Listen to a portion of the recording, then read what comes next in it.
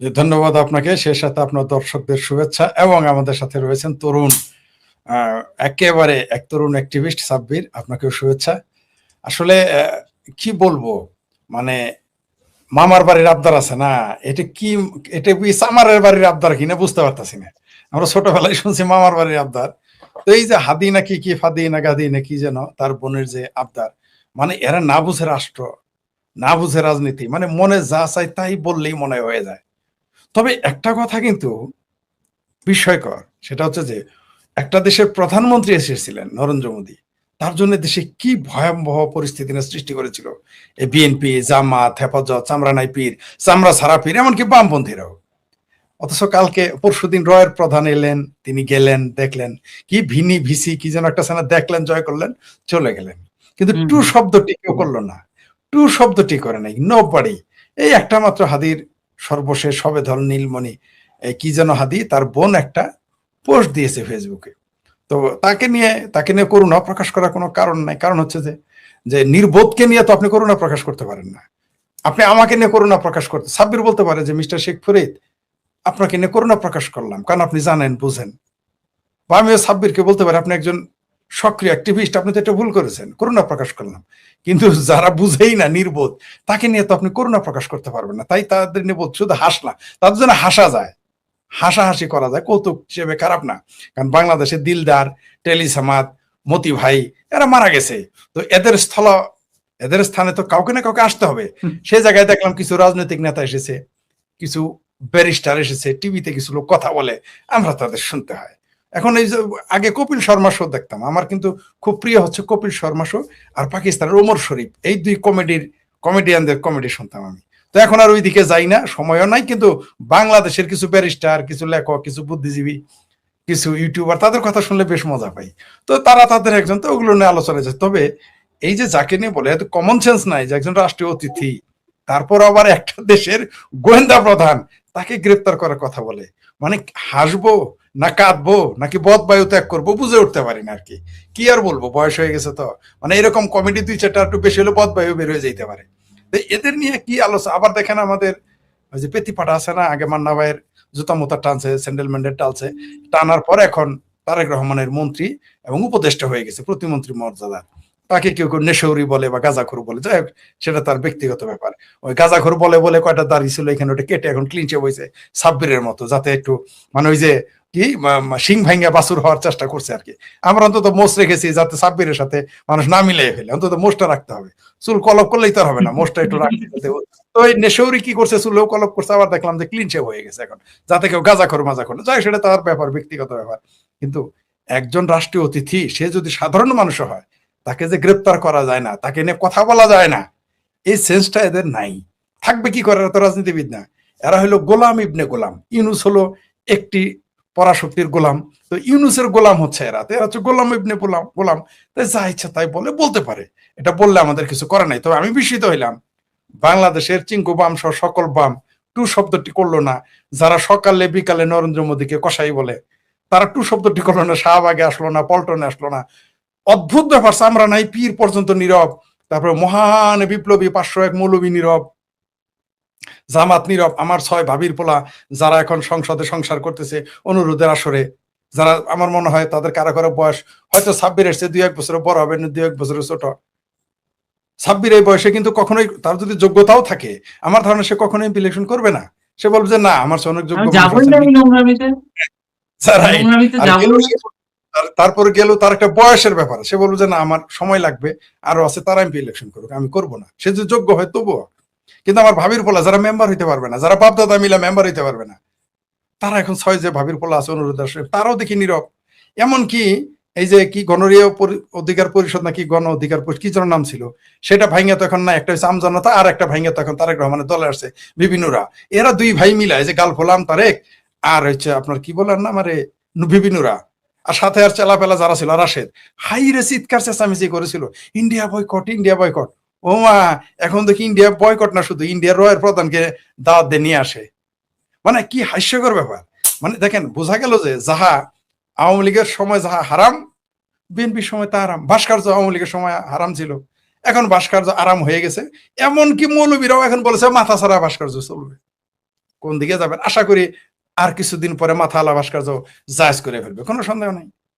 তো আমাদের দেশে রাষ্ট্রীয় অতিথি আসলে কি আচরণ করতে হবে এটা তারা জানে না, বুঝেও না, বুঝতে চায়ও না। মনে করে যে এই যে আমার ভাবির পোলারা আর যারা ইন্ডিয়া বয়কটি আন্দোলনের লোক ছিল, তারা মনে করে যে বাংলাদেশটা বোধহয় একটা পাড়ার ক্লাব, তুই আমার গলি আমাদের এলাকায় আসবি না, আমরা কিন্তু এখানে একটা নয়নতারা ক্লাব খুলেছি, সাব্বির একটা চয়নতারা ক্লাব খুলেছে, এই তোরা আমার উত্তর আসবি না, আমি তোর ডাইনে যাবো না।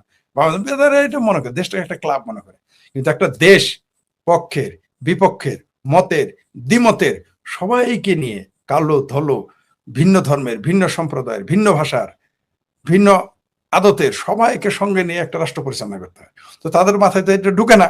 আর ভারত সম্পর্কে তাদের আমরা বুঝতে পারলাম, আপনার মনে থাকার কথা, সাব্বিরের তো এটা বলতে পারবো না, অনেক বয়স কম, আপনার মনে থাকার কথা যখন মোরারজি দেশাই বাংলাদেশে আসছিল, জিয়াউর রহমানের সরকার কি করেছিল, জিয়া ওই বিমানবন্দরের আশেপাশে যত আরবি ক্যালিওগ্রাফি ছিল সব ভেঙে ফেলেছিল। এটা যদি আওয়ামী লীগ সরকার করতো তাহলে কি হইতো, তাহলে ইসলাম খতমে চলে যেত। এখন ভারতের আসুক, ইভেন দেখবেন কয়েকদিন পরে আপনি দেখবেন যে মাননীয় প্রধানমন্ত্রী ভারতের নরেন্দ্র মোদীও আসবেন, নিশ্চিত থাকেন, নিশ্চিত থাকেন। অবশ্য যদি তারা সময়টা পায়, মানে ডিসেম্বরের পরে যদি এই সরকার থাকে, তাদের কপাল যদি থাকে, তাহলে তিনি আসবেন। কিন্তু এর মধ্যেও দেখেন নরেন্দ্র মোদী চলে আসতে পারে, অস্বাভাবিক কিছু নয়, ডিসেম্বরের আগেই। জননেত্রী শেখ হাসিনা আসার পরে এই সরকার তো থাকবে হলো কুচু পাতার পানির মতো, থাকে কি থাকে না, থাকে কি থাকে না, এরকম থাকবে। তো তার জন্য বলতে পারবো না। কিন্তু শেখ হাসিনা আবার যখন ক্ষমতায় আসবেন বা আওয়ামী লীগ ক্ষমতায় আসবে, মুক্তিযুদ্ধের পক্ষের দল ক্ষমতায় আসবে, এই রয়ের প্রধান যদি ঘুরতে আসে, দেখবেন তখন ফতোয়া কাকে বলে, মিছিল কাকে বলে, আন্দোলন কাকে বলে। বাইতুল মোকাররমের চতুর্দিকে কি তখন মিছিল মিটিং হবে?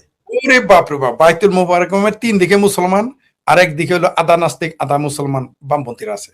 তারপর শাহবাগে সকালবেলা চিঙ্কু বাম থাকতো, বিকেলবেলা ডুপ্লিকেট বাম থাকতো, তারপরে আরো শাহবাগে সব ভাবির পোলারা জুলাই সন্ত্রাসীরা আইসা দেখবেন মিছিল মিটিং শুরু করে দিত। কিন্তু এখন অবশ্য আগামীতে সেই সুযোগ পাবে না, কারণ বাংলাদেশের জনগণ তাদের শত্রু মিত্র চিনে ফেলেছে। আমার না এখন খুব ইচ্ছা করে একটু দেখে যেতে, যদি দেখে যেতে পারতাম যে বাংলাদেশ আওয়ামী লীগ এবং মুক্তিযুদ্ধের পক্ষের শক্তি যৌথভাবে যখন ক্ষমতায় আসবে, তখন এদের আচরণগুলো কি আমরা একটু দেখতাম। এটা দেখার আমার খুব শখ, যে এরা তখন কি ভাষায় কথা বলে। তবে আওয়ামী লীগের কপাল ভালো যে তারা এমন একটা প্রতিপক্ষ পেয়েছে, তারা এখন ভাবির পোলারা বলেন, বিএনপি বলেন, জামাত বলেন, তারা যা যা বলতেছে, জাস্ট আগামীতে তাদের আর কষ্ট করে কোনো কথা বলতে হবে না, এগুলো কাট কপি পেস্ট করে বললেই দিলেই হবে। যেমন মনে করেন যদি বলে যে আওয়ামী লীগ সরকার মনে করেন ক্ষমতায়, মনে করেন সাব্বির মন্ত্রী হইল, মনে করেন যদিও সাব্বির ইলেকশন করবে না বলেছে, তখন সাব্বির মনে করেন বিদ্যুৎ প্রতিমন্ত্রী, দেশে কারেন্ট থাকলো না, আমি তখন মনে করেন বললাম যে দেশে তো কারেন্ট নাই, কারেন্ট নাই, মিছিল করলাম, তখন সে বলবে, সে কিছুই বলবে না, সে শুধু এই বিএনপির নেতাদের, বিএনপির বিদ্যুৎ মন্ত্রীর, জ্বালানি মন্ত্রীর বক্তব্য কাট করে দিলে হবে যে এক সময় তো কারেন্ট ছিল না, মানুষ কি কারেন্ট ছাড়া থাকে নাই, মানুষ কি জঙ্গলে থাকে নাই। মনে করেন আগামীতে নির্বাচন খুব খারাপ হইলো, আপনারা মনে করেন নির্বাচন কমিশনার বানাইলো আওয়ামী লীগ সরকার, তো আপনি তখন বলেন নির্বাচন খারাপ হয়ে গেল কোনো কারণে, বা নির্বাচন মানে প্রচলিত ধারায় গণতান্ত্রিক পদ্ধতিতে হলো না, তখন মনে করেন আপনি আওয়ামী লীগের নির্বাচন কমিশনার, আপনি বা মনে করেন আপনি আওয়ামী লীগের স্বরাষ্ট্রমন্ত্রী, আপনাকে বানানো হইলো, তখন আপনি বলবেন ভাই নির্বাচন তৃতীয় বিশ্বে শতভাগ সম্ভব না, বাণীতে রুহুল কবির রিজভী কেসিগেট। মানে আওয়ামী লীগের যে কত সুবিধা হয়ে গেছে, নিঃসন্দেহে 2024-এর 5ই আগস্টের পর অনেক মূল্য দিতে হয়েছে, চড়া মূল্য দিয়েই বাংলাদেশের আবার বাংলাদেশ আওয়ামী লীগকে ফিরে আসতে হচ্ছে বা হবে। 71-ও আমরা চড়া মূল্য দিয়েছি, 30 লক্ষ মানুষের রক্ত আত্মহত্যা, 30 লক্ষ মানুষের জীবন সেখানে আত্মহত্যা দেওয়া হয়েছে। আওয়ামী লীগকে চড়া মূল্য দিতে হচ্ছে নাকি সাথে দেশের জনগণ, আম জনগণ, সবাইকে? এখন এখন আওয়ামী লীগই আমজনতা, এখন আমজনতার নাই, এখন আওয়ামী লীগই জনগণ, জনগণই আওয়ামী লীগ। কারণ যারা বিএনপি জামাত তারা এখন জনগণের মধ্যে, তা তো সরকারি দল, আর সরকারি দল কখনো তো জনগণের মধ্যে পড়ে না। 71-ও আওয়ামী লীগ এবং মুক্তিযুদ্ধের পক্ষের মানুষদের চরম মূল্য দিতে হয়েছে, এখনো দিতে হচ্ছে আমার মনে হয়, কারণ এরা যেহেতু রক্ষক, আপনি যে জিনিসটা রক্ষক, আপনি এদের আগে আমরা না, আমিও কিছুটা সমালোচনা করতাম যে আওয়ামী লীগ কি বলে, তারাই দেশের মুক্তিযুদ্ধের পক্ষের মানুষ, আর কেউ নাই, এগুলো আমি মৃদু সমালোচনা করতাম যখন ছাত্র রাজনীতি, ছাত্র ইউনিয়ন করতাম, এগুলো কি বলে, সব তারাই দাবি। কিন্তু এখন 2024 সালে 5ই আগস্টে একটা জিনিস প্রমাণ হয়ে গেছে, এই দেশের মুক্তিযুদ্ধের স্মারক, মুক্তিযুদ্ধের চেতনা, 72 সংবিধান রক্ষক একমাত্র আওয়ামী লীগ, এটা এখন প্রমাণ হয়ে গেছে। এটা আওয়ামী লীগকে প্রমাণ করতে হয় নাই, এটা জামাত জামাত তারপর আমার ভাবির পোলা বামপন্থীরা প্রমাণ করে দিয়েছে।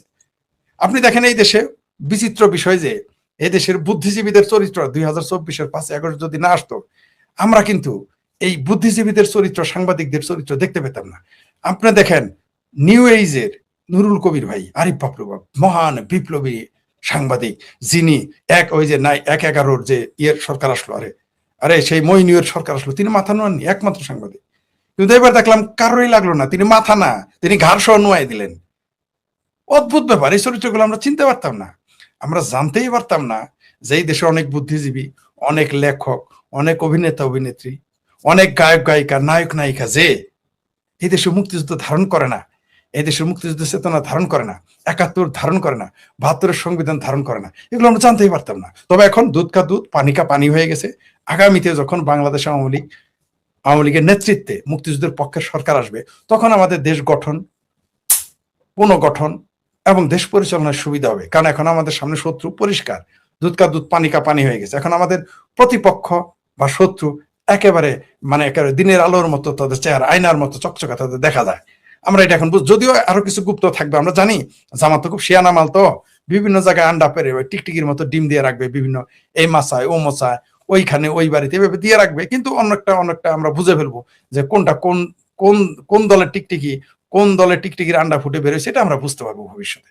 তবে আপনি যেটা বললেন যে এই যে আমার ভাবির মেয়া একটা পোস্ট দিয়েছে, ওকে গ্রেপ্তার, ধারণাই নাই। কারণ হলো যে একটা শিশু, আমি একদিন কমলাপুর স্টেশনে দাঁড়িয়েছিলাম, টিকিটের জন্য অপেক্ষা করতেছি, রেল গাড়ির জন্য অপেক্ষা করতেছি। তো একটা ৫-৬ বছর আর ছোট, শিশু বাচ্চা আর কি, ৪ বছর হয়তো, আয়সা আমাকে না ওই ওর মা ওকে পেপসি, তখন তো পেপসি কাঁচের বোতল, মনে আছে তো আপনার? কাঁচের বোতল আর কি, তখন কাঁচের বোতল, প্লাস্টিকের বোতল তখন আসে নাই, অনেক আগের বোতল। একটা ওই বাচ্চাটা আমাকে ওই কাঁচের বোতল বাড়ি মারতেছে আমার হাঁটুতে। তা আমি বাচ্চা, ৪ বছরের বাচ্চা, আমি কি বলবো তাকে? তোর মাটা উচ্চশিক্ষিত মানুষ, বোঝা গেল তার বডি ল্যাঙ্গুয়েজ, কথায়। উনি তাড়াতাড়ি এসে আমাকে বাচ্চা নিয়ে যেতে বলে, শিশু তো, তার ক্ষমতা সম্পর্কে কিছু বোঝে না, তাই আপনাকে এইভাবে সে তার পেপসির বোতলতে আপনাকে বাড়ি দিচ্ছে। তো এরা শিশু, তাই শিশু বলা যাবে না, এরা নির্বোধ। শিশুর তো একদিন আস্তে আস্তে সে পরিণত হবে, নির্বোধ কখনো পরিণত হয় না। নির্বোধ শিশু থাকলেও নির্বোধ, সে আমার বয়সী সাব্বির নয়, আমার বয়সী হলো সে নির্বোধই থাকবে। এরকম নির্বোধ একটা আছে, যেমন মনে করেন ফ্রড মাঝার। একে নির্বোধ কেন বলি? কারণ কিছু কিছু মানুষের বয়স হলে মতিভ্রম ঘটে। আগে বুঝতাম না মতিভ্রম কি। মতিভ্রম কিন্তু সাব্বিরের ঘটবে না, মতিভ্রম ঘটলে আমার ঘটবে। অর্থাৎ যারা বয়স্ক, তারা যখন পাগল এবং অসুস্থ সুস্থ এর মাঝামাঝি থাকে, ওটাকে বলে মতিভ্রম ঘটা। ফুল পাগল হয়ে তো ঝামেলা শেষ। ওইটা আবার সাব্বিরের বয়সীদের বলা যাবে না, ওটা যাদের বয়স বেশি তাদের বলা হয় মতিভ্রম ঘটেছে। তো এই যে কিছু মতিভ্রম একটা ঘটেছে, যেমন মনে করেন ফ্রড মাজাহার, বাংলাদেশে জেল ব্যক্তিটি আওয়ামী লীগের আমলে, আওয়ামী লীগ সরকার আমলে বলেছিল যে জামাতের সমালোচনা করা ফ্যাসিজম। বাবা সুবহানাল্লাহ, কি রাষ্ট্রবিজ্ঞানের ভাষা! যে কোন জামাত, যে জামাত ৩০ লক্ষ মানুষ হত্যা করিয়েছে ৭১-এ, যে জামাত অগণিত নারী ধর্ষণের সহযোগী, যে জামাত এই দেশে স্বাধীনতা চায় নাই, যে জামাত এই দেশে গণতন্ত্রও চায় না, কারণ তাদের ম্যানিফেস্টোতে গণতন্ত্র নাই। আপনি আমাকে দেখান তাদের ম্যানিফেস্টো, সেখানে গণতন্ত্রের কথা লেখা নাই।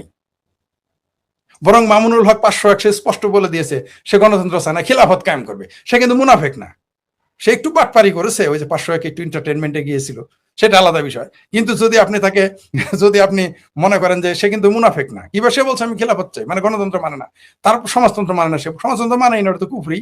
আর আধা কুফরি হলো সে মানে না। কিন্তু জামাত কিন্তু বাটপারি করে রেখেছে। সে যখন মসজিদে যায়, মানুষকে বেচতে টিকিট বেচে কয় আমরা শরিয়া আইন চাই। আবার যখন ইউরোপীয় ইউনিয়ন তাকে বলে যে না না না, আমরা তো মডারেট গণতান্ত্রিক ইসলামিক ডেমোক্রেটিক দল। ভাই আপনাকে একটা জিনিস একটু দেখাই, কারণ আপনার ভাবির মেয়ের একটা খবর আসছে, আপনার আপন ভাবির মেয়ে যেটা আর কি। এই যে এইচএসসি পরীক্ষায় পাশ করতে পারেনি জামাতের এমপি নজরুল ইসলামের কথিত সেই স্ত্রী। এটা কোনো কথা? আস্তাগফিরুল্লাহ, আস্তাগফিরুল্লাহ। যারা বেহেশতের টিকিট বিক্রি করে, তারা একটা এসএসসি সার্টিফিকেট দিতে পারলো না, একটা মার্কশিট দিতে পারলো না, তাহলে আর বেহেশতের টিকিট কিভাবে দিবে? হায় হায় হায়, লা হাওলা ওয়ালা কুওয়াতা ইল্লা বিল্লাহ। মিলনের ফাঁসি হওয়া উচিত কিনা? এটা জামাত ইচ্ছা করলে ফতোয়া দিতে পারে এই মুহূর্তে, যে মিলনের বেহেশতের, ওই যে মিলন হবে কতদিন, এটার হবে তো নাই, এমনকি বেহেশতে গিয়েও তার ৭২ হরের সাথে মিলন হবে না, ফতোয়া দিতে পারে যে সে বেহেশতে যাবে যেহেতু মুমিন মুসলমান। কিন্তু